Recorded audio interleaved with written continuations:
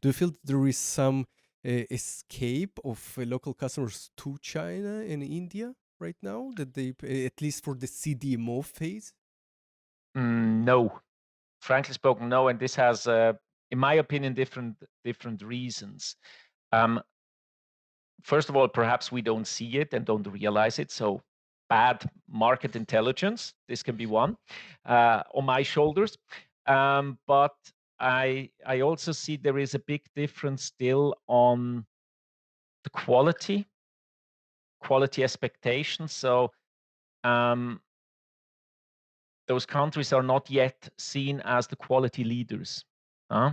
And, I think this some first movers might do. I see some development, popping up really from European, companies, but in the big mass, I don't think that, they already like to jump over too much.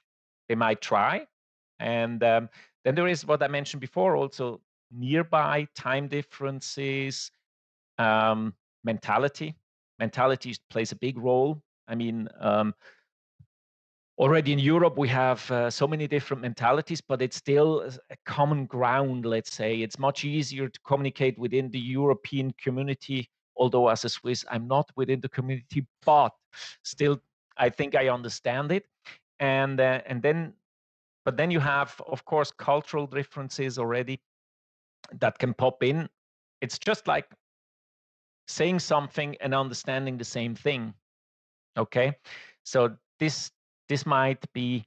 I think it will further evolve for sure, because there is high quality in those countries. Uh, if you look at South Korea as a CDMO market, which is on a very high level, Singapore is popping up. We have Indonesia, we have Vietnam also coming.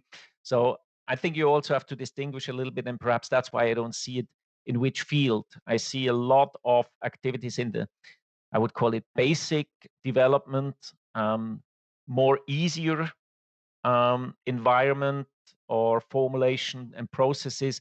There I see much bigger chances that things are already more in those countries. And but I think for the more complex, for the more innovative things, the tendencies or the chances that they stick in Europe are much bigger.